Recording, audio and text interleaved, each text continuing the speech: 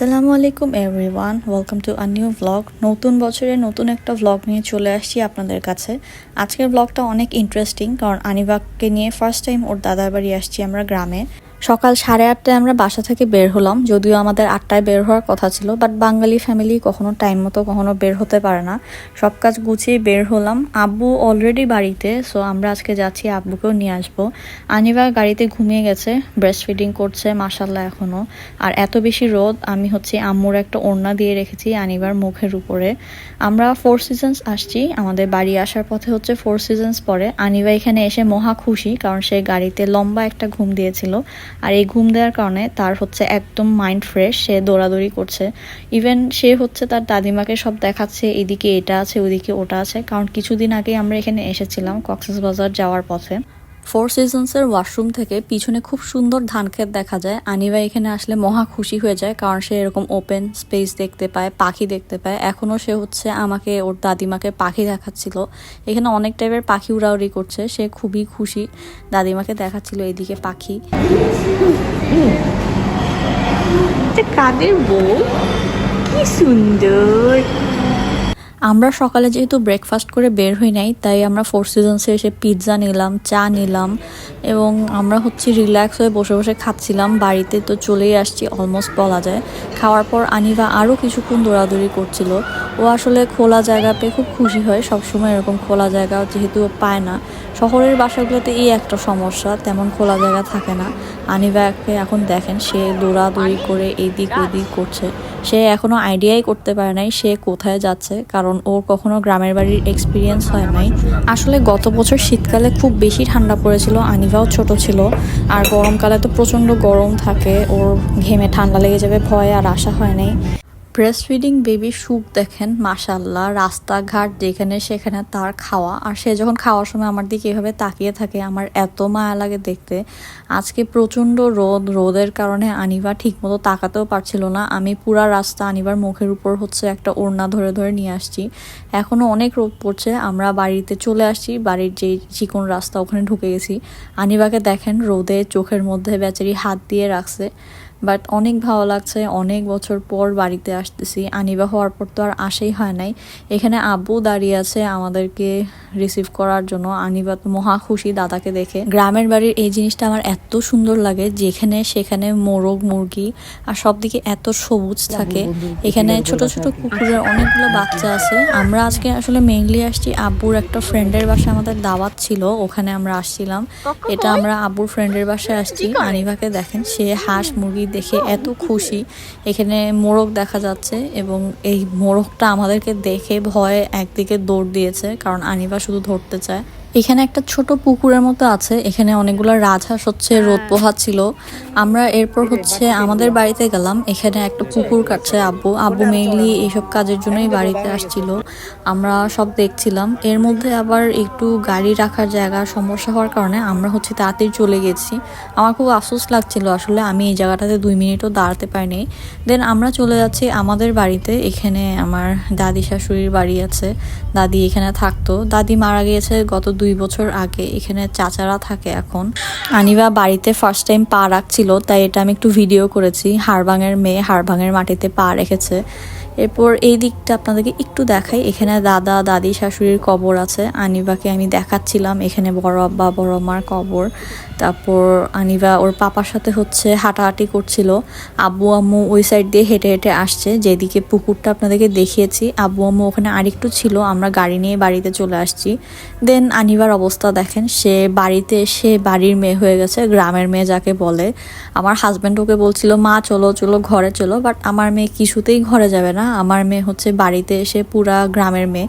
সে মাটির রাস্তায় হাঁটবে, যেখানে সেখানে ময়লা, ওর কিছু আসা যায় না। বাসায় হইলে জীবনে হাঁটতো না। আনিবা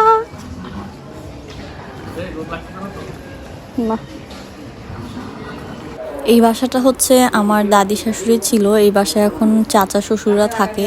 এই যে এখানে মাঝখানে বেডটা দেখতে পাচ্ছেন, এখানে দাদি শুয়ে থাকতো। লাস্ট দিকে দাদি শাশুড়ি একদম প্যারালাইজ ছিল, বাট এই বিছানায় শুয়ে শুয়ে দেখতো ডাইনিং টেবিলে কে আসছে, কে খাচ্ছে, কি খাচ্ছে, জিজ্ঞেস করতো কি দিয়ে খাইছো তোমরা। এই যে এদিকে মেইন ডোর, দাদি বিছানায় শুয়ে শুয়ে সব দেখতো। এইদিকে কিচেন আছে, আনিবা সব দিকে দৌড়াদৌড়ি করছে। মুরগি দেখে মুরগিকে কিস দেওয়ার জন্য, ফ্লাইং কিস দেওয়ার জন্য দৌড়ায় যাচ্ছে।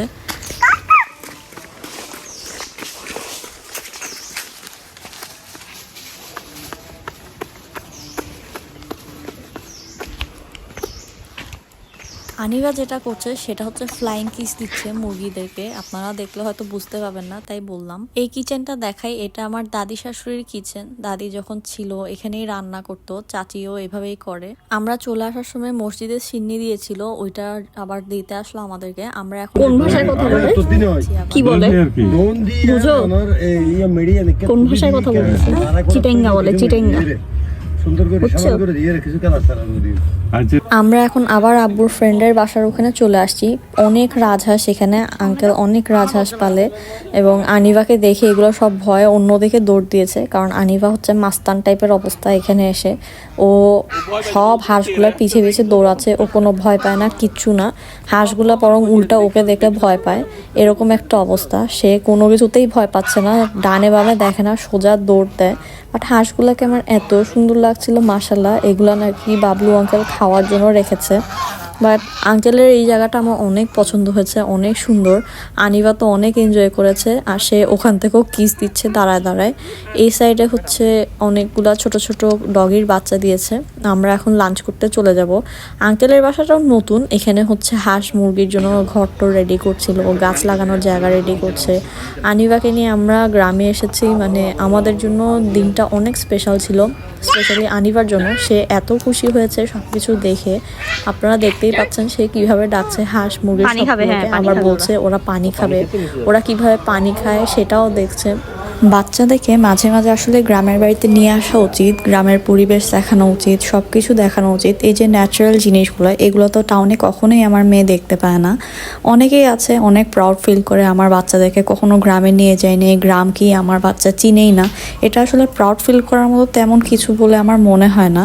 এখানে আপনি দেখেন আমার বাচ্চা কত খুশি, কত কিছু দেখছে, কত এনজয় করছে। এই জিনিসগুলো কিন্তু আমার মেয়ে কখনোই টাউনে পেত না। তাই আমার মনে হয় বাচ্চাদেরকে মাঝে মাঝে গ্রামে নিয়ে আসা উচিত, এইসব জিনিস দেখানো উচিত, আমার যেটা মনে হয়। গ্রামের বাড়ির আসলে আলাদাই মজা। এই যে গাছে ছোট ছোট বড়ই ঝুলছে, লেবু আছে, কত রকম কত ফল সবজি সবকিছুই করা যায়।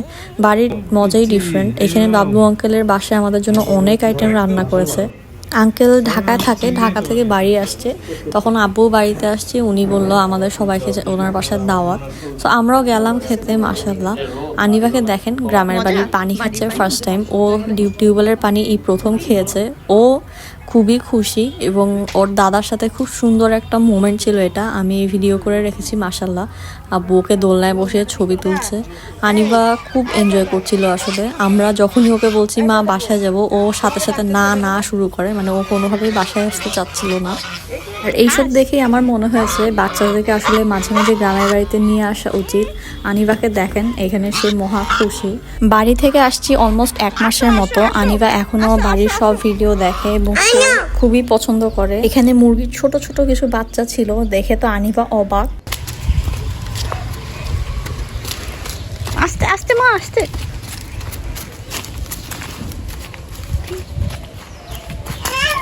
হ্যাঁ এই তো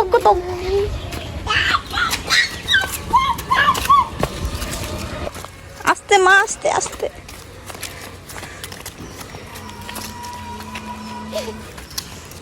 তুমি এমন করলে তো পালাচ্ছে।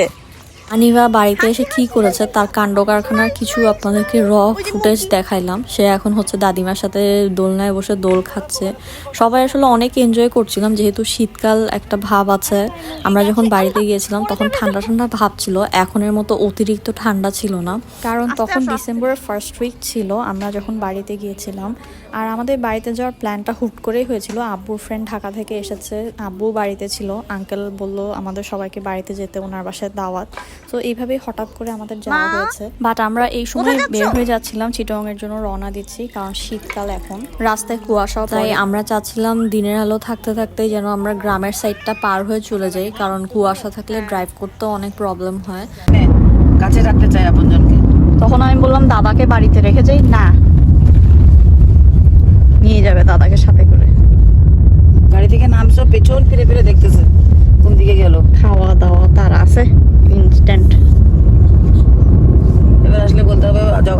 বাড়ি থেকে আসার সময় আনিবাকে কোনোভাবেই গাড়িতে তোলা যাচ্ছিল না, সে কান্নাকাটি চিল্লাচিল্লি, কারণ সে বুঝে গিয়েছিল আমরা এখন বাসায় চলে যাব, যেহেতু দেখেছে আমাদের ব্যাগ সবগুলো গাড়িতে ঢুকানো হচ্ছে, জিনিসপত্র ঢুকানো হচ্ছে। বাড়ি থেকে আসার পথে আমরা দেখলাম খুব সুন্দর একটা রেস্টুরেন্টের মতো করেছে।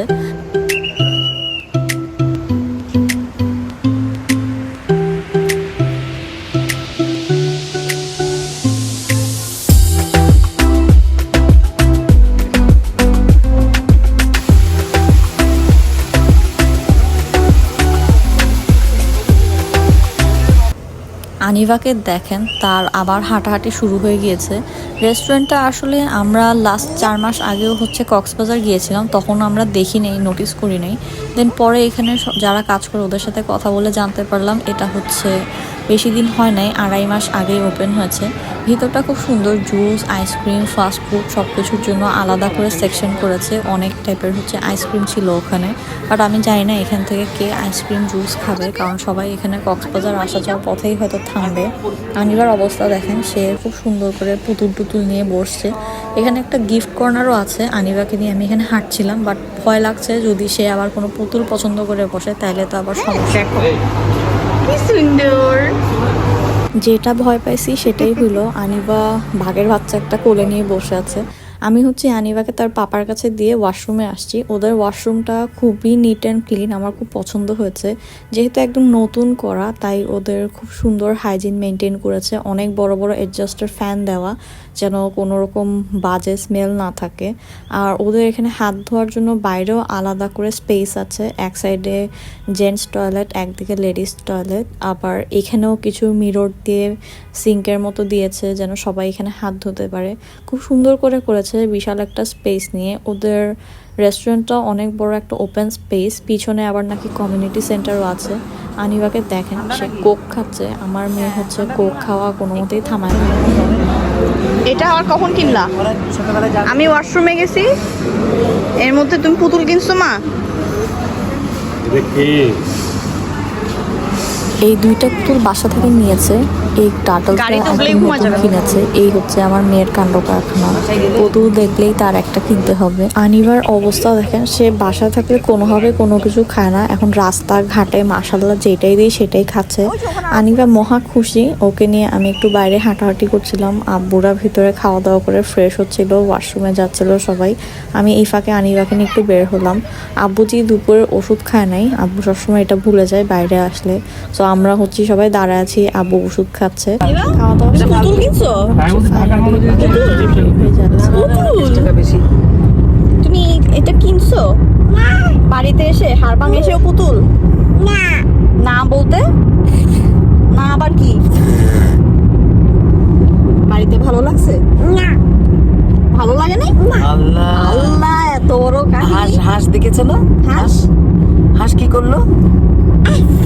কি করেছে হাঁস? হাঁস বলতেছে, দেখো হাঁস বলতেছে। হাঁস কি করেছে? হাঁস কি করছে? প্যাক প্যাক প্যাক প্যাক করেছে হাঁস। তারপর ডগি কি করলো? ডগি দুষ্টামি করতে করতে আনিবা হচ্ছে ব্রেস্ট ফিড করে ঘুমিয়ে গেছে। আমি একটু করে বাইরের সুন্দর ধান ক্ষেতের ভিডিও নিলাম আপনাদের জন্য। সো ব্লগটা এখানেই শেষ। এতক্ষণ পাশে থাকার জন্য থ্যাংক ইউ সো মাচ। আমাকে কমেন্টে জানাবেন আমার ভিডিও আপনাদের কেমন লেগেছে।